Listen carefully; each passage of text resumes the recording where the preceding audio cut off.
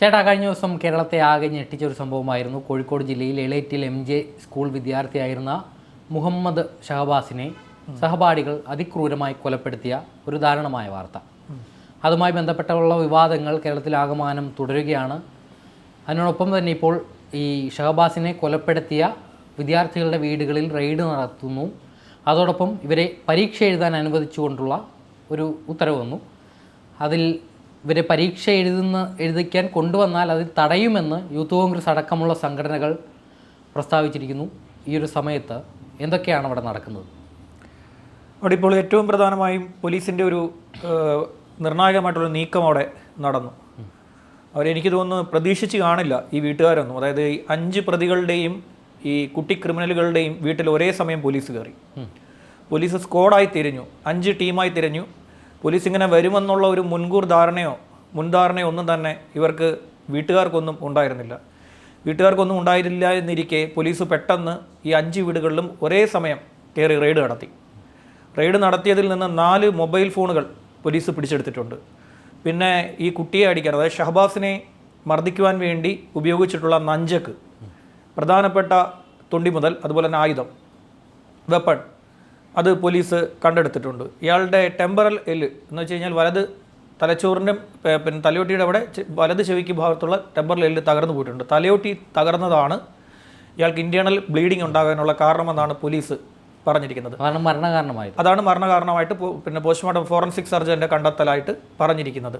കൈകൊണ്ട് ഇടിച്ചു കഴിഞ്ഞാൽ അത്തരത്തിലുള്ളൊരു മർദ്ദനത്തിൽ ഇത്തരത്തിൽ പരിക്കേൽക്കാൻ സാധ്യത കുറവാണ്.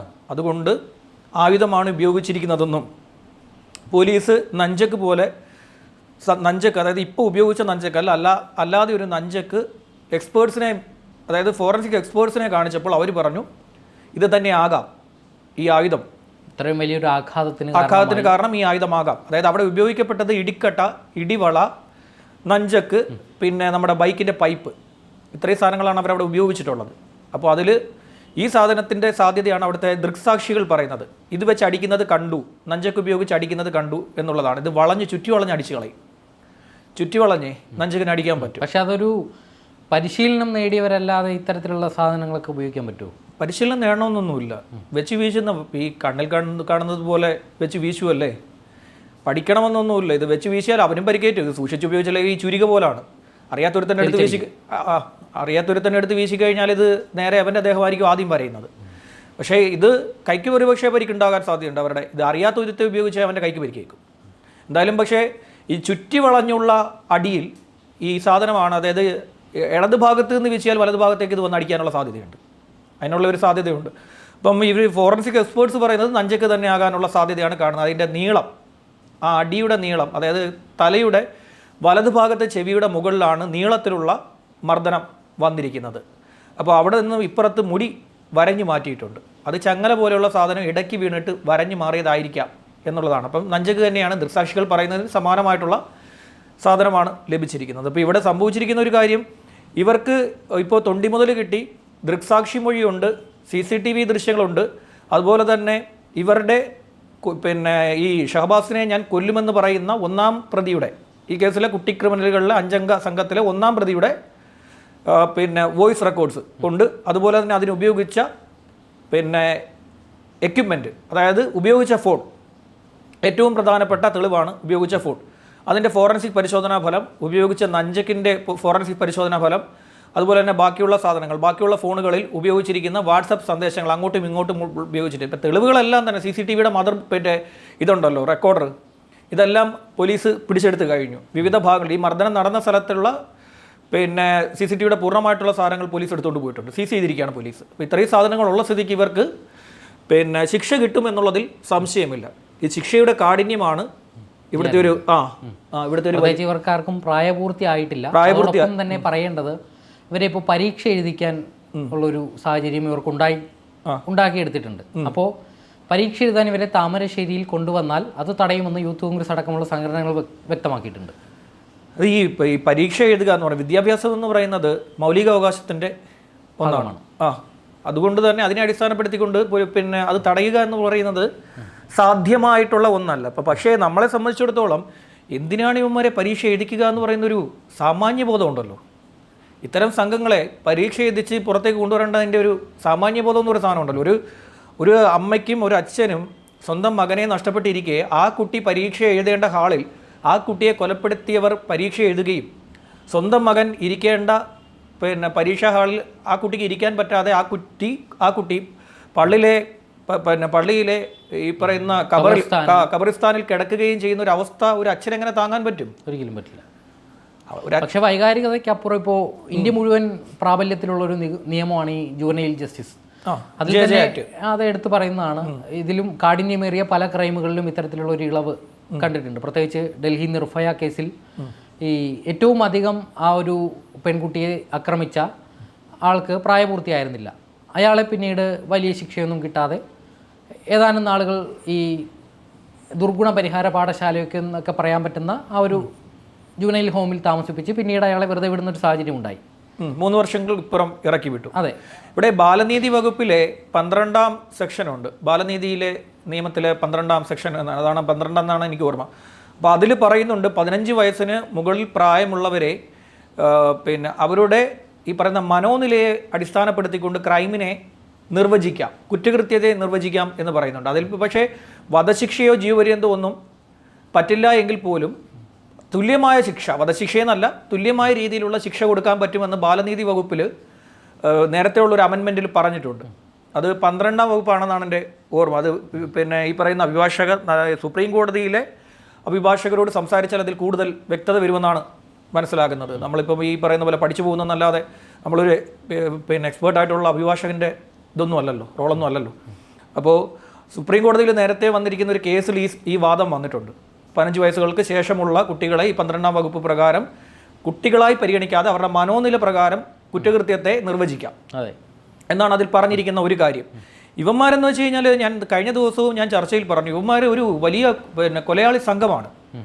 ഒരു കൊലയാളി സംഘം. എനിക്ക് തോന്നുന്നു നമ്മുടെ കാർത്തിയുടെ ഒരു സിനിമയുണ്ട്, ഞാൻ മഹാനല്ലേ എന്ന് പറയുന്ന സിനിമയാണെന്ന് എൻ്റെ ഓർമ്മ. അതിൽ കുറേ ക്രിമിനൽ സംഘമുണ്ട്. ആ ക്രിമിനൽ സംഘത്തിന് തുല്യമാണ് ഇവന്മാർ. കണ്ടിട്ടുണ്ടോ ആ സിനിമ? ഇല്ല. ഒരു സുഹൃത്ത് ഒരുത്തൻ്റെ സുഹൃത്ത് ഒരു പെൺകുട്ടിയെ വിളിച്ചിറക്കി കൊണ്ടുവന്ന് ഇവന്മാരുടെ അടുത്ത് കൊണ്ടുവരികയാണ്. ഇവന്മാരുടെ സംഘത്തിലുള്ള തന്നെയാണ് അവൻ കൊണ്ടുവന്ന് ഇവന്മാരുടെ അടുത്ത് കൊണ്ടുവരുമ്പോൾ ഇവന്മാർ റൂമൊക്കെ കൊടുക്കും ഈ പെൺകുട്ടിക്കും ഈ പറഞ്ഞ വിളിച്ചോടി വന്ന കാമുകനും കൂടി. ഇവന്മാരുടെ സുഹൃത്താണ് അവൻ. രാത്രി കുറേ നേരം കഴിയുമ്പോൾ ഇവന്മാരെ കഥ തട്ടി വിളിച്ച് ഈ കുട്ടിയെ ആ പയ്യനെ തല്ലിക്കൊന്നിട്ട് ഈ കുട്ടിയെ ഇവന്മാർ റേപ്പ് ചെയ്യും.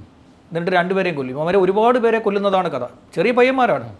ചേട്ടാ, അത് പറയുമ്പോഴാണ് നമ്മളൊക്കെ പണ്ടത്തെ ഒരു കാലഘട്ടത്തിൽ വീട്ടിൽ നിന്ന് ഒരു സ്നേഹമോ പരിഗണനയോ ഒന്നും കിട്ടാത്ത വിദ്യാർത്ഥികൾ അവരാണ് ഇത്തരത്തിൽ കുഴപ്പങ്ങൾ ഉണ്ടായിക്കൊണ്ടിരുന്നത്. അവർക്ക് പ്രത്യേകിച്ച് സ്നേഹമോ മമതയോ ഒന്നും വീട്ടുകാരുടെ അടുക്കൽ നിന്ന് പോലും ലഭിക്കാത്ത പക്ഷം അവർ ഇത്തരത്തിലുള്ള കാര്യങ്ങളിലേക്ക് പോകുന്നു. എന്നാൽ ഇത്രയും കാഠിന്യമേറിയ ക്രൈമുകളിലൊന്നും ഇത്തരത്തിൽ പണ്ടൊക്കെ ഉണ്ടായിരുന്നില്ല. പക്ഷേ ഇന്നത്തെ കുട്ടികൾ എന്ത് സ്നേഹവും പരിഗണനയും അവർക്ക് ആവശ്യമുള്ളതിലധികം സൗകര്യങ്ങളൊക്കെ വീട്ടുകാർ ചെയ്തു കൊടുത്തിട്ടും ഇത്തരത്തിലുള്ള മനോനിലയിലേക്ക് പോകുന്ന കുട്ടികൾ വളരെ കൂടുതലാണ്. അതിൽ ഈ ലഹരികൾക്കും ഇപ്പോൾ സ്കൂളുകളിലേക്ക് പണ്ടൊക്കെ ലഹരി എത്തുന്നു എന്ന് പറഞ്ഞാൽ ഒരു ബീഡിയോ സിഗരറ്റോ അതിൻ്റെ അപ്പുറത്തേക്ക് ലഹരിയൊന്നും അതിൻ്റെ അപ്പുറത്തേക്ക് ലഹരിയൊന്നും ഈ കോളേജിലോ സ്കൂൾ ക്യാമ്പസുകളിലോ ഒന്നും കണ്ടിട്ടില്ല. പക്ഷേ ഇന്ന് നിർലോഭമായിട്ട് ഇതൊക്കെ ലഭ്യമാകുക എന്ന് വെച്ച് കഴിഞ്ഞാൽ ഇന്നിപ്പോൾ ഒരാളുടെ ഈ MDMA ഉപയോഗിച്ച് മൊത്തത്തിൽ ജീവിതം തകർന്നു പോയ ഒരാളുടെ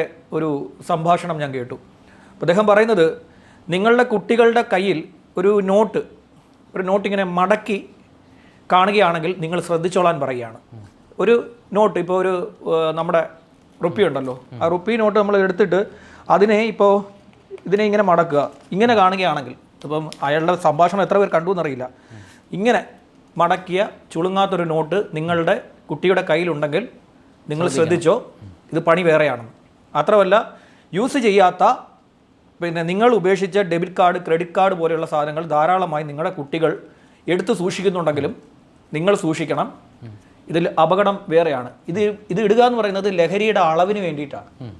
ഇതിൽ തട്ടിയിട്ട് ലൈൻ സെറ്റ് ചെയ്യാൻ പറ്റും. അതുപോലെ തന്നെ ഇത് ആ മാർക്ക് കറക്റ്റാക്കാൻ വേണ്ടി 2 കാർഡുകൾ ഉപയോഗിക്കാൻ പറ്റും. നമ്മുടെ ATM, debit card, credit card പോലെയുള്ള കാർഡുകൾ ഉപയോഗിച്ച് ഈ ലൈൻ കറക്റ്റായിട്ട് സെറ്റ് ചെയ്യാൻ പറ്റും. അതിനുവേണ്ടി ഇവർ ഈ കാർഡുകൾ യൂസ് ചെയ്യുന്നുണ്ട്. അയാളുടെ സംഭാഷണമൊക്കെ കിട്ടി ഞാൻ പോലും ഞെട്ടിപ്പോയി. അയാൾ വളരെ കുട്ടിക്കാലം മുതലേ കഞ്ചാവ് ഉപയോഗിച്ചു, പിന്നീട് അയാൾ MDMAയിലേക്ക് വന്നു, പല്ല് പൊടിഞ്ഞു തുടങ്ങി, ശരീരത്തിൽ എല്ലുകൾക്ക് ബലമില്ല, ശോഷിച്ചു പോയി എന്നൊക്കെ പറഞ്ഞ് അദ്ദേഹം സംസാരിക്കുന്നത് ദീർഘനേരമുള്ള സംഭാഷണമാണ്. ഏതാണ്ട് എനിക്കൊരു 40 മിനിറ്റോളം അദ്ദേഹത്തിൻ്റെ സംഭാഷണം ഫുള്ളായിട്ട് പുറത്തു വന്നിട്ടുണ്ട്. ഫുൾ അതിൻ്റെ വീഡിയോ പുറത്തു പക്ഷെ ഇങ്ങനെ ഇത്തരം ലഹരി മരുന്ന് മാഫിയകളുടെ പേരുകൾ പരസ്യപ്പെടുത്തുന്ന ആളുകൾ, പ്രത്യേകിച്ച് ഈ കഴിഞ്ഞ ഇടെയാണ് കേരളത്തിലൊരു മുഖ്യധാരാ മാധ്യമം ഒരു ലഹരി മരുന്ന് സ്ഥിരമായി ഉപയോഗിച്ച് വന്നിരുന്ന ഒരു ആളുടെ അഭിമുഖം സംപ്രേഷണം ചെയ്തത്. അതിന് പിന്നാലെ കേൾക്കുന്ന വാർത്ത, ഈ ഒരു മാധ്യമത്തിന് മുന്നിൽ ഒരു ഭയമില്ലാതെ താൻ ഉപയോഗിച്ചു വന്ന ലഹരിയും അതിൻ്റെ ഉറവിടവും ഒക്കെ വെളിപ്പെടുത്തിയ ആളെ അതിക്രൂരമായി കൊലപ്പെടുത്താനുള്ള ഒരു ശ്രമം നടത്തിയതായിട്ട് കണ്ടു. ഈ ലഹരി മരുന്നെന്ന് പറഞ്ഞാൽ ഒരു വലിയ ഉപത്താണ്. ആ ഒരു ചതിക്കുഴിയിലേക്ക് പോയാൽ പിന്നീട് ഒരു തിരിച്ചു വരവ് അത്ര പെട്ടെന്ന് സാധ്യമല്ല. ഇവർക്ക് തിരിച്ചു വരാൻ പറ്റില്ല. ഇവർ ഒന്നാമത്തെ കാര്യം എന്ന് വെച്ച് കഴിഞ്ഞാൽ, ഇവർ അന്നേരം ഉപയോഗിക്കുമ്പോൾ, ഈ പറയുന്ന ലഹരി ഉപയോഗിക്കുന്ന സമയത്ത് ഇവർക്ക് വല്ലാത്തൊരു ഊർജ്ജം തോന്നും. ആ ലഹരി ഇറങ്ങിപ്പോകുന്ന ഒരു സമയമുണ്ട്. അത് ലഹരി ഇറങ്ങിപ്പോയാലും ഇത് ബ്രെയിനിൽ കിടന്ന് ബ്രെയിൻ ഇങ്ങനെ ഇട്ട് കറക്കിക്കൊണ്ടേയിരിക്കും. ഒന്നാമത്തെ കാര്യം എന്ന് വെച്ച് കഴിഞ്ഞാൽ, ലഹരി തലയിൽ കയറുകയും അത് ഇറങ്ങിപ്പോവുകയും ചെയ്ത് കഴിഞ്ഞാൽ ബ്രെയിൻ സ്റ്റേബിൾ ആകാൻ വേണ്ടി ശ്രമിക്കും. ഈ കയറിയിരിക്കുന്ന കണ്ടന്റ് പൂർണ്ണമായിട്ട്, അതായത് ലഹരി ഇറങ്ങിപ്പോരും, പക്ഷേ അതിൻ്റെ കണ്ടൻസ് ഈ പറയുന്ന ബ്രെയിനിൽ കിടക്കും. ഇത് അതിനോട് യുദ്ധം ചെയ്യും. നമ്മുടെ സ്റ്റേബിൾ ആവാൻ ശ്രമിക്കുന്ന ബ്രെയിനോട്, പിന്നെ നമ്മുടെ ബ്രെയിൻ ഒരു ഘടനയുണ്ടല്ലോ, അത് സ്റ്റേബിൾ ആവാൻ ശ്രമിക്കുമ്പോൾ ഇപ്പുറത്ത് നിന്ന് ഫൈറ്റ് ചെയ്യാൻ നോക്കും. അത് വലിയ അപകടമാണ്. ഇത് ഫൈറ്റ് ചെയ്യാൻ ശ്രമിക്കുമ്പോൾ എന്താ ഉണ്ടാകുന്നതെന്ന് വെച്ചാൽ, അതായത് രണ്ട് തലച്ചോറിനകത്തൊരു യുദ്ധം നടക്കുകയാണ്. തലച്ചോറ് ലഹരിക്കെതിരെ പ്രവർത്തിക്കാൻ ശ്രമിക്കുകയും ലഹരി തലച്ചോറിനെ കീഴടക്കാൻ ശ്രമിക്കുകയും ഒരേ സമയം നടന്നുകൊണ്ടിരിക്കുകയാണ്. തലച്ചോറിൽ ഒരു യുദ്ധം നടന്നാൽ എന്തായിരിക്കും അവസ്ഥ?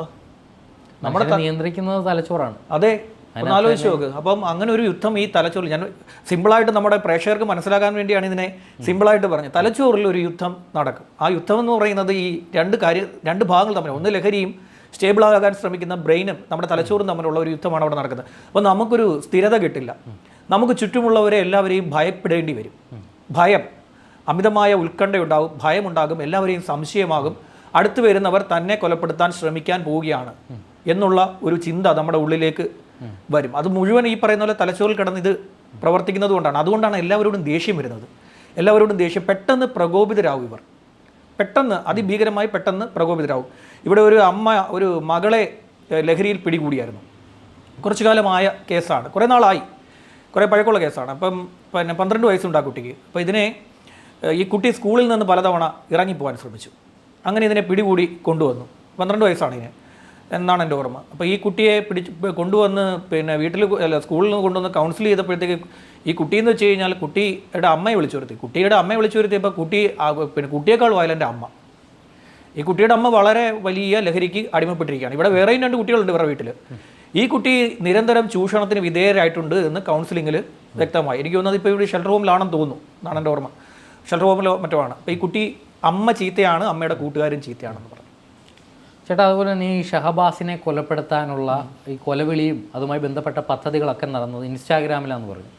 ഈ ഇൻസ്റ്റാഗ്രാമിൽ ഇത്തരക്കാരുടെ ഒരു വലിയ സ്വാധീനമുണ്ട്. പ്രത്യേകിച്ച് നമ്മൾ ഈ ലഹരിക്ക് വിരുദ്ധമായുള്ള കണ്ടന്റുകൾ പോസ്റ്റ് ചെയ്യുമ്പോൾ, പ്രത്യേകിച്ച് ഇൻസ്റ്റാഗ്രാമിൽ. ഇപ്പോൾ വെഞ്ഞാറമൂട് കൂട്ടക്കൊലയിലെ പ്രധാന പ്രതിയായ അഫാൻ ആദ്യമൊക്കെ പോലീസും മാധ്യമങ്ങളും ഒക്കെ പറഞ്ഞു ഈ ഒരു ക്രൈമിൽ ലഹരി മരുന്നിൻ്റെ സാന്നിധ്യമുണ്ട്, ഇയാൾ സ്ഥിരമായി ലഹരിക്ക് അടിമയായിരുന്നു എന്ന് പറയുന്നുണ്ട്. 2 ദിവസം കഴിഞ്ഞ് ഇതുമായി ബന്ധപ്പെട്ട വിശദാംശങ്ങളൊക്കെ അന്വേഷിച്ച് വന്നപ്പോൾ ഈ അഫാൻ ലഹരി മരുന്നല്ല മദ്യപിച്ചിരുന്നു എന്നത് മാത്രമാണ്. ഈ ലഹരി മരുന്ന് ഉപയോഗിച്ചിരുന്നുവെന്ന് നമ്മൾ പറഞ്ഞതിൻ്റെ അടിസ്ഥാനത്തിൽ ഈ കുറേ ആളുകൾ അഫാനെ ന്യായീകരിക്കാനെത്തി. എന്തിനാ? ഈ അഫാൻ MDMA പോലുള്ള രാസലഹരികളൊന്നും ഉപയോഗിച്ചിട്ടില്ല, നിങ്ങൾ എന്തൊക്കെയാണ് പറയുന്നത്?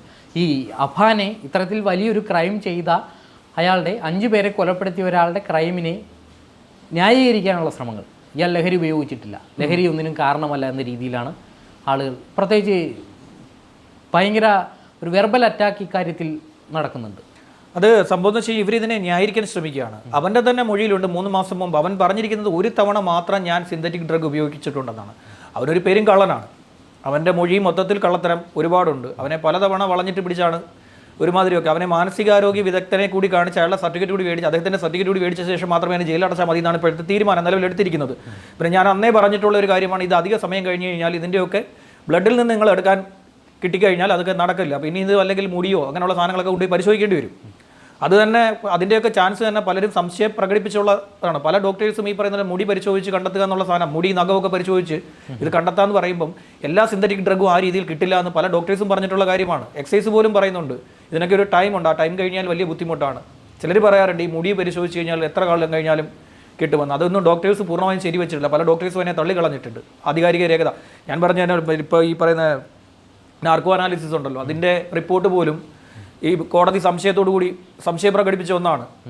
അതായത് എനിക്കൊരാളെ കൊല്ലണമെന്ന ചിന്ത ഉണ്ടായിരുന്നു, എന്നെ ഈ അനാലിസിസ് നടത്തിയത് കൊണ്ട് നടത്തി കഴിഞ്ഞാൽ ഞാൻ അവരോട് ദേഷ്യമുണ്ടായിരുന്നെങ്കിൽ ഞാൻ ഈ പറയുന്ന പരിശോധനയിൽ ഞാൻ അവരെ കൊന്നു എന്ന് പറയും എന്ന് കോടതി തന്നെ പറഞ്ഞ കാര്യമാണ്. അതുകൊണ്ട് അതിൻ്റെ പൂർണ്ണമായിട്ടും അത് വിശ്വാസത്തിലെടുക്കാൻ പറ്റത്തില്ലെന്ന് ഇവിടുത്തെ സുപ്രീം കോടതി, ഹൈക്കോടതിയൊക്കെ പലവട്ടം പറഞ്ഞിട്ടുള്ള കാര്യമാണ്. അതുപോലെ തന്നെയാണ് ഇത്. ഇവിടുത്തെ ഡോക്ടേഴ്സ് വളരെ സീനിയറായിട്ടുള്ള ഇതുമായി ബന്ധപ്പെട്ട് നിൽക്കുന്ന ഈ സൈക്കാട്രിസ്റ്റ് അടക്കമുള്ളവർ പറയുന്നുണ്ട് ഇത് പൂർണ്ണമായും നമുക്ക് കണ്ടുപിടിക്കുക എന്ന് പറയുന്ന വലിയ ബുദ്ധിമുട്ടാണ്. അത് തന്നെയാണ് ഇവരുടെ ഒരു മേന്മ. പോലീസ് ഇപ്പോൾ ചെക്കിങ്ങിൽ പിടിക്കുന്നു, ചെക്കിങ്ങിൽ പിടിച്ച് എന്താ പോലീസിൻ്റെ പേരിക്കുന്നത് എന്താ ബ്രത്തലൈസർ, അത് വെച്ച് ഊതിച്ച് കഴിഞ്ഞാൽ എന്ത് സംഭവിക്കും? മദ്യപിച്ചാൽ മാത്രം കിട്ടും. മദ്യപിച്ച് 2 എണ്ണം അടിച്ചുവിട്ട് പോകുന്നവനെ പിടിക്കും, അവനെ പിടിക്കും, ഊതിക്കും, അവൻ്റെ മെഡിക്കൽ എടുക്കും, എന്താ പറയാ എഴുതി ന്യായമായ രീതിയിൽ നിയമപരമായി വിൽക്കുന്ന മദ്യം. അതെ, കുടിച്ചിട്ടുള്ള ആളുകളെ അറിയാം. അത് കഴിച്ചിട്ട് വാഹനം ഓടിക്കാൻ പാടില്ല, അത് തെറ്റായിട്ടുള്ള തെറ്റാണ്. അത് ഇതിൽ ഏറ്റവും വലിയൊരു എനിക്ക് തമാശയായിട്ട് തോന്നി, തമാശയെന്നല്ല, ഈ എഴുതിയവനായിട്ട് എന്താ പറയുക അവൻ്റെ മാനസിക നിലയെക്കുറിച്ച് ഞാൻ ആലോചിച്ചു. ഇവനെ ഈ അഫാനെ മാത്രമല്ല എഴുതിയവനെയും കൂടെ മദ്യപിച്ച് ലക്ക് കെട്ടുന്നതിനാൽ മറ്റൊരാൾക്ക്, തൻ്റെ ശത്രുക്കളല്ലാതെ മറ്റൊരാൾക്ക് അപകടം വരുത്തരുതെന്ന് വിചാരിച്ച അഫാൻ സ്വന്തം ബൈക്ക് ഉപേക്ഷിച്ച് ഓട്ടോ വിളിച്ചാണ് പോലീസ് സ്റ്റേഷനിൽ പോയത്. നന്മമരം അഫാൻ, ഇവിടുത്തെ ബോസ് ഇട്ടിരിക്കുന്ന ഒരു സാധനം നന്മമരം അഫാൻ നമ്മൾ എഴുതിയിട്ടില്ല. അതാണ് പറഞ്ഞത്, ശത്രുക്കളെ മാത്രമേ പ്ലാൻ ചെയ്തിട്ടുള്ളൂ. അതായത് ഈ അഫാൻ ചെയ്തതൊക്കെ MDMA അല്ലെങ്കിൽ മറ്റേതെങ്കിലും രാസലഹരിയുടെ തലയിലേക്ക് ആവരുത്, അത് അഫാന്റെ മാത്രം തെറ്റായി കാണണം, അഫാന്റെ മാത്രം തെറ്റായിട്ട് കാണണം. അത് ഇവന്മാരുടെ ഏതെങ്കിലും ചിന്ത. അതെ, ഇവന്മാരുടെ കൊച്ചനോ കുഞ്ഞമ്മയോ ഒന്നും അല്ലല്ലോ MDMA. അങ്ങനെ വല്ലോ ആണോ ന്യായീകരിക്കാൻ? കുടുംബക്കാരൊന്നും അല്ലല്ലോ MDMA. പക്ഷേ ഇത് കൂടുതൽ നിയന്ത്രണങ്ങൾ, ഇതിന്റെ പേരിൽ കൂടുതൽ നിയന്ത്രണങ്ങൾ ഇത്തരം രാസലഹരികൾക്ക് മേൽ വന്നാൽ തങ്ങൾക്ക് ഇപ്പോൾ കിട്ടിക്കൊണ്ടിരിക്കുന്ന സാധനം കിട്ടാതാകും ഒരു ചിന്ത ഇവർക്ക് ഉണ്ടായേക്കാം. കിട്ടാതാകും. ഇപ്പൊ ഓപ്പറേഷൻ ഡി ഹണ്ട് നടന്നുകൊണ്ടിരിക്കുകയാണ് വ്യാപകമായിട്ട്, എമ്പാടും റെയ്ഡ് നടന്നുകൊണ്ടിരിക്കുകയാണ്. റെയ്ഡ് നടന്നുകൊണ്ടിരിക്കുക.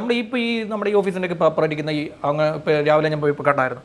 അപ്പോൾ അതൊക്കെ ഞാൻ ഇങ്ങോട്ട് വന്നപ്പോഴൊക്കെ കണ്ടു, വ്യാപകമായിട്ട് പുലർച്ചെ മുതൽ റെയ്ഡ് നടന്നുകൊണ്ടിരിക്കുക. അരിച്ചു പറക്കുക പോലീസ് കയറിയിട്ട്. അത് വേണം.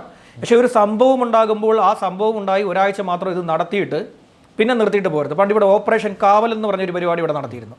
ഓപ്പറേഷൻ ഗുണ്ടാ വിളയാട്ടം അതിക്രമിച്ചു, പരസ്പരം ഗുണ്ടകൾ ഏറ്റുമുട്ടി കൊലപാതകം, ഒരുത്തനെ കൊണ്ടുപോയി പോലീസ് സ്റ്റേഷൻ്റെ ഫ്രണ്ടിൽ ഇട്ട് കൊടുത്തു. കോട്ടയം ജില്ലയിലാണെന്ന് എൻ്റെ ഓർമ്മ. അതോടുകൂടി ഓപ്പറേഷൻ കാവൽ ആരംഭിച്ചു. ഗുണ്ടകളെ അമർച്ച ചെയ്യാൻ തീരുമാനിച്ചു. ഒരാഴ്ചയെ നടന്നുള്ളൂ. കുറേ ഗുണ്ടകളെ പിടിച്ചുകൊണ്ട് വന്ന് അവന്മാരെല്ലാം സ്റ്റേഷനിൽ വന്ന് പിടിച്ചുകൊണ്ട് വന്ന ഗുണ്ടകളൊക്കെ മര്യാദക്കാരായിട്ട് ജീവിച്ച് തുടങ്ങിയവന്മാർ, ക്രൈം കേസുകളൊക്കെ വിട്ട് മര്യാദക്കാരായി ജീവിക്കണമെന്നുള്ള ചിന്തയോടുകൂടി നിന്ന കുറേ ആളുകൾ അവരെ പിടിച്ചുകൊണ്ട് വന്ന് സ്റ്റേഷനിൽ കൊണ്ടുവന്ന് ഒപ്പുകൂടിയിച്ച് ഇനി ക്രൈമൊന്നും ഉണ്ടാ. അപ്പോൾ അവന്മാർ തന്നെ പറയും, സാറേ ഞങ്ങളിപ്പോൾ ഒന്നും ചെയ്യുന്നില്ലല്ലോ. പുതിയ പിള്ളേർ കളത്തിലിറങ്ങിക്കഴിഞ്ഞു. പുതിയ പിള്ളേർ കളത്തിലിറങ്ങുമ്പോൾ സംഭവിക്കുന്നത് വെച്ചാൽ ഓൾഡ് ഗുണ്ടകളുണ്ട്, പഴയ ഗുണ്ടകളൊക്കെ അവർ പിന്മാറി. അവരിപ്പോൾ ഈ കളത്തിലില്ല. അതിൽ അപൂർവം പേരിട്ട് ഇപ്പം എന്താ പറയുക, ഈ തമ്മന ഷാജിയൊക്കെ എത്രയോ കാലം മുമ്പേ ഒതുങ്ങിപ്പോയി. ദീർഘനാൾ മുമ്പേ തമ്മന ഷാജി ഒതുങ്ങിപ്പോയി. തമ്മന ഷാജിയെ കണ്ടിട്ടുണ്ടോ? ചെറിയൊരു മനുഷ്യനാണ്. അയാൾക്ക് ഒരുപാട് കാലം മുമ്പേ ഒതുങ്ങിപ്പോയി. അയാളുടേതായിട്ടുള്ള സാമ്പത്തിക ഒപ്പ്. അയാൾ പറയുന്നത് എൻ്റെ പേരും പറഞ്ഞ് കുറേ പേര് ഗുണ്ടായുസം കാണിച്ചപ്പോൾ എന്നെ കൂടെ പിടിച്ചുകൊണ്ട് പോകാനാണ് തമ്മന ഷാജി. മതപരമായ കാര്യങ്ങളൊക്കെ ചെയ്ത് ജീവിക്കുന്ന ഒരു അയാളുടെ കുട്ടികളുടെ വിവാഹമൊക്കെ കഴിഞ്ഞ് ഒരു റീൽസ് ഒക്കെ വന്നു, ഡബ്സി വെച്ച് ഒരു പാട്ട് കച്ചേരിയൊക്കെ നടത്തുന്നു. അതെ അങ്ങനെയുള്ള കാര്യങ്ങളൊക്കെ ചെയ്ത് അയാൾ നേരെ പോയി പോകണം. അയാളൊക്കെ വിളിച്ചിട്ട് പണ്ട് ചെയ്ത് കൂട്ടിയൊക്കെ അതൊക്കെ കഴിഞ്ഞു. അയാൾക്ക് അതൊക്കെ കളം വിട്ടു. ഇപ്പോൾ എന്തെങ്കിലുമൊക്കെ കേസ് ഉണ്ടാകുമ്പോൾ ഇവരെയൊക്കെയാണ്. അവരൊന്നുമല്ല, അവരൊക്കെ ചെയ്തു വെച്ചതിൻ്റെ അപ്പുറം ചെയ്യാൻ ശേഷിയുള്ള പിള്ളേർ ഇവിടെ കളത്തിലുണ്ട്. അതിവിടെ പോലീസിന് മനസ്സിലായിട്ടില്ല. അതുപോലെ തന്നെയാണ് ഇവന്മാരുടെയും കേസ്. ഈ MDMA ഇപ്പോൾ ഡി ഹണ്ട് നിർത്തരുത്. ഇത് ഒരാഴ്ച കൊണ്ട് കഴിഞ്ഞ ദിവസം കേരളത്തിലെ ഒരു പ്രധാനപ്പെട്ട റെയിൽവേ സ്റ്റേഷനിൽ ഒഡീഷയിൽ നിന്നെത്തിയ ഒരു ട്രെയിനിൽ ഒരാൾ കുറേ ലഗേജുകൾ ഇറക്കുന്നു. അത് ശ്രദ്ധയിൽപ്പെട്ട RPF ഈ അസാധാരണമായ രീതിയിൽ കുറേ ലഗേജ് ഒരാൾ കൊണ്ടുവന്നിറക്കുന്നു. അത് ശ്രദ്ധയിൽപ്പെട്ട RPF വന്ന് പരിശോധിച്ചപ്പോൾ 25 കിലോ കഞ്ചാവാണ് ഒഡീഷയിൽ നിന്ന് കൊണ്ടുവന്നതാണ്. ഇത്തരത്തിൽ വ്യാപകമായി പിടിക്കപ്പെടുന്നുണ്ട് ഇപ്പോൾ. ആന്ധ്രയിൽ നിന്ന് ഒഡീഷയിൽ നിന്നൊക്കെയാണ് ഏറ്റവും കൂടുതൽ കൊണ്ടുവന്ന് ഇറക്കുന്നത്. ആന്ധ്രയിൽ നിന്ന് വരുമ്പോൾ ശ്രദ്ധിക്കേണ്ട ഒരു സാധനം എന്ന് വെച്ചാൽ ആന്ധ്രയിൽ നിന്ന് വരുന്ന പുളി പരിശോധിക്കണം. ഈ പുളി ഉണ്ടല്ലോ, ഈ വാളൻ പുളി എന്നൊക്കെ നമ്മൾ പറയുന്ന നാട്ടിൽ നിന്ന് പറയുന്ന സാധനം, ആന്ധ്രയിൽ നിന്ന് ഇത് ചാക്കുകെട്ട് കണക്കിന് ഇവിടെ കൊണ്ടിറക്കും. ഇതിൻ്റെ അകത്ത് കഞ്ചാവ്. അല്ല, ഈ കഴിഞ്ഞ ദിവസം കേരളത്തിലെ ഒരു പ്രധാനപ്പെട്ട മാധ്യമം ഈ കഞ്ചാവിൻ്റെയൊക്കെ വരവ് തേടി ആന്ധ്രാപ്രദേശിലെ ഒരു മാവോയിസ്റ്റ് സ്വാധീനമുള്ള മേഖലയിൽ ഈ മാധ്യമം അവരുടെ റിപ്പോർട്ട് തയ്യാറാക്കി. ഇതിൻ്റെ കമൻറ്റ് ബോക്സിൽ മുഴുവൻ അങ്ങോട്ടേക്കുള്ള വഴി കാണിച്ചു തന്ന ഈ മാധ്യമ സ്ഥാപനത്തിന് അഭിനന്ദനങ്ങൾ നേർന്നുകൊണ്ടുള്ള കമൻറ്റുകളാണ്. നന്ദിയെന്ന്, ഞങ്ങൾ ഇനി അവിടെ പോയി പിടിച്ചോളാം എന്നല്ലേ. ഇത്രയും നല്ല സാധനം കിട്ടുന്ന സ്ഥലം കാണിച്ചു തന്ന ഇത് കമ്മ്യൂണിസ്റ്റ് വെച്ച് പിടിച്ചിട്ട് കിട്ടുന്ന അവന്മാരുടെ പരാതി. ഈ സാധനം കിട്ടുമ്പോൾ കഞ്ചാവ് ഒരു പരിധി വരെയൊക്കെ കഴിഞ്ഞു കഴിഞ്ഞാൽ, കഞ്ചാവൊക്കെ പിന്നെ നമുക്ക് ഒരു പരിധി വരെ ഇവന്മാർ കീറിയങ്ങ് നടക്കുമെന്നല്ല, ഇത് അങ്ങനല്ല. പക്ഷെ ഒരിക്കലും അതിനെ നമ്മൾ ന്യായീകരിക്കുന്നില്ല. സിന്തറ്റിക് ഡ്രഗ് എന്ന് പറയുന്ന സാധനം ഭയങ്കര ഡേഞ്ചറാണ്. ഒരു മനുഷ്യനെ 11 ദിവസം കൊണ്ട് 19 ദിവസം കൊണ്ട് അവൻ്റെ ഏർപ്പാട് ഏകദേശം മാംസം എല്ലിൽ നിന്ന് വേർപെടുന്ന പോലുള്ള വേദന ഇവൻ്റെ തലയിൽ ചോറിൽ ഉണ്ടാവുകയും അവൻ ആ വേദന അനുഭവിക്കുന്നത് പോലെ തോന്നുകയും തുടർന്ന് ആ വേദന പരിഹരിക്കേണ്ടത് മറ്റൊരാളോട് ക്രൂരത കാട്ടിയിട്ടാണെന്ന് വിചാരിക്കുകയും ചെയ്യുന്നു. ഇവന്മാർ സ്വയം ഒരു എന്താ പറയുക, ഒരു എല്ലാത്തിനെയും നശിപ്പിക്കുക, ഡിസ്ട്രോയ് ചെയ്ത് കളയുക എന്നുള്ള ചിന്ത ഇവന്മാരുടെ തലയിൽ വരുന്നത്. ഈ 5 അംഗ സംഘം ഇപ്പം നോക്കിക്കോണം. ഈ 5 അംഗ സംഘം ഞാൻ കഴിഞ്ഞ ദിവസവും പറഞ്ഞു. ഇപ്പോൾ ചിലരൊക്കെ പറഞ്ഞു അതുപോലെ പിന്നെന്താ ഈ പറഞ്ഞ ആൾക്കൂട്ട ആക്രമണം, അത് ഞാൻ പറഞ്ഞ ഗുരുതരമായിട്ടുള്ള കുറ്റകൃത്യമാണ് ആൾക്കൂട്ടാക്രമണം BNS പ്രകാരം. അപ്പോൾ BNS യുവമാർക്ക് ബാധമല്ലല്ലോ എന്ന് പറഞ്ഞു. ഞാൻ യുവമാരെ കുറിച്ചല്ല BNS-നെ കുറിച്ച് പറഞ്ഞത്. ആൾക്കൂട്ടാക്രമണം BNS-ൽ ഗുരുതരമായിട്ടുള്ള കുറ്റകൃത്യമാണെന്നാണ് ഞാൻ പറഞ്ഞത്. അത് എങ്ങനെയും വളച്ചൊടിച്ച് യുവമാരെ ന്യായീകരിക്കാൻ നോക്കിയാണ്. ഇത്തരം സംഘങ്ങളെ ന്യായീകരിക്കാൻ വേണ്ടി ഒരു വലിയ സമൂഹം എന്തുകൊണ്ട് ഇവരിങ്ങനെ ന്യായീകരിക്കാൻ ഇറങ്ങുന്നതെന്ന് എനിക്ക് മനസ്സിലാവുന്നില്ല. ഇത്തരം അക്രമ സംഭവങ്ങളൊക്കെ എന്താ പറയുക, ഇവർക്ക് ഒരു ഇവരാണ് അവരുടെ ഹീറോ. ഈ പറയുന്ന പോലെ പല ക്രിമിനലുകളെ, കൊലപാതകം നടത്തിയ ക്രിമിനലുകൾ, ആരെങ്കിലും ഇല്ലാതാക്കിയ ക്രിമിനലുകൾ പുറത്തിറങ്ങി ഏതെങ്കിലും ഒരു വാഹനം എടുത്ത് ആ വാഹനത്തിൽ പോകുന്ന സ്ലോ മോഷൻ വീഡിയോയും അതിലൊരു BGM ഇട്ട് കയറ്റുമ്പോൾ അതിൻ്റെ ഷെയർ ചെയ്യാൻ എത്ര പേരാണെന്നല്ല. നമ്മൾ ഇന്നലെ ഇട്ട റീലിൻ്റെ കാര്യം ഞാൻ ചേട്ടനോട് പറഞ്ഞു. ഒരു ഗുണ്ടയെക്കുറിച്ച് സാജനും കടവി ഇൻസ്റ്റാഗ്രാമിലെ ആ ഒരു റീലിന്റെ താഴെ വരുന്ന കമന്റുകൾ കാണുക. കടവിയുടെ ബോംബ് പൊട്ടിയാണ് കൈ പോയത് എന്ന് നമ്മൾ എത്ര ഗുണ്ടകളാണെന്ന്, എത്ര ഗുണ്ടാ കഥകളാണ്. ചിലതൊക്കെ വിട്ടുപോകും, അത് ക്ഷമിക്കണം. ഞാനെന്തോ പറഞ്ഞു, ഞാൻ കൈ വെട്ടിയാന്ന് പറഞ്ഞായിരുന്നു. കൈ വെട്ടിയതല്ല, അയാളുടെ കൈ ബോംബ് പൊട്ടിപ്പോയതാണ്. നമ്മൾ പറഞ്ഞു വന്നത് മുഹമ്മദ് ഷഹബാസിന്റെ വ്യതിചലിച്ചു പോയത് ഈ കാര്യങ്ങളൊക്കെ അല്ല, ഇത് നമ്മളെ അറിയേണ്ടത് തന്നെയാണ്. അതെ, ഇതിപ്പം നമ്മളിപ്പോൾ ഇങ്ങോട്ട് എടുത്തു കഴിഞ്ഞാൽ ഇപ്പം ഈ ക്രൈം കേസുകളെല്ലാം കൂടെ എടുക്കുമ്പോഴത്തേക്കുള്ള കഥകളെല്ലാം കൂടെ ഇങ്ങനെ മിക്സഡ് ആയി പോയി. പറഞ്ഞു ഒരുപാട് ഇക്കാര്യത്തിൽ ഇതിലേക്കുള്ള സാധ്യതകൾ, കുട്ടികൾ ലഹരിയുടെ വഴിയെ പോകുന്നതിന്റെ കാരണങ്ങളും ഒക്കെയാണ് നമ്മൾ പറയുന്നത്. അതെ, ഈ പറയുന്ന പോലെ അന്നത്തെ ട്രിസ് ട്യൂഷൻ സെന്ററിലാണ് ഈ പരിപാടി നടന്നത് ഞായറാഴ്ച. അവിടെ നടന്ന പരിപാടിയുടെ ദൃശ്യങ്ങൾ ആരെങ്കിലും ചിത്രീകരിച്ചിട്ടുണ്ടെങ്കിൽ ആ ദൃശ്യങ്ങൾ പോലീസിന് കൈമാറുന്നതായിരിക്കും ഏറ്റവും ഉചിതം. ആ ദൃശ്യങ്ങൾ കാണുമ്പോൾ ഇവന്മാരുടെയൊക്കെ ഒരു ലെവൽ നമുക്ക് മനസ്സിലാവുമല്ലോ. തെളിവായിട്ടൊന്നും എടുക്കാൻ പറ്റില്ല, അവിടെ നടന്ന വിഷയം തെളിവായിട്ടൊന്നും എടുക്കാൻ പറ്റില്ല. പക്ഷേ ഇവന്മാർ പെട്ടെന്നുള്ള പ്രകോപനത്തിന് കാരണം, ഇങ്ങനെ പ്രകോപനം ഇവന്മാർക്ക് ഉണ്ടാകണമെങ്കിൽ ഇവന്മാർ നോർമലായി നിന്നാൽ ഇങ്ങനെ പ്രകോപനം ഉണ്ടാവില്ല. ഇത് പ്രകോപനം ഉണ്ടാകാനുള്ള കാരണം നല്ല രീതിയിൽ എന്തെങ്കിലും ഉപയോഗിച്ചല്ലാതെ ഈ ഇവന്മാർ നമ്മൾ പറയുന്നത് സാധ്യതകളാണ്. ഈ ക്രിമിനൽ സംഘം തന്നെ ഇവന്മാർ 9ൽ പഠിക്കുമ്പോൾ 10ാം ക്ലാസ്സിലെ വിദ്യാർത്ഥികളെ ആക്രമിക്കുകയും അവിടെ 2 വിദ്യാർത്ഥികൾക്ക് പരിക്കേൽക്കുകയും ചെയ്തിട്ടുണ്ട്. ഈ ക്രിമിനൽ സംഘം, ഈ കുട്ടി ക്രിമിനലുകൾ 10ാം ക്ലാസ്സിൽ പഠിക്കുന്ന കുട്ടികളെ 9ൽ പഠിക്കുമ്പോൾ ആക്രമിച്ചു. അതായത് ഇവന്മാരുടെ ഒരു സ്ഥിരം ചര്യയാണിത്, സ്ഥിരമായിട്ടുള്ള ഇവന്മാരുടെ ഒരു രീതിയാണ് ഇത്. ആ രീതി വെച്ചിട്ടാണ് ഇവന്മാർ ഓരോ കാര്യങ്ങളും ഇപ്പോൾ ചെയ്തുകൊണ്ടിരിക്കുന്നത്.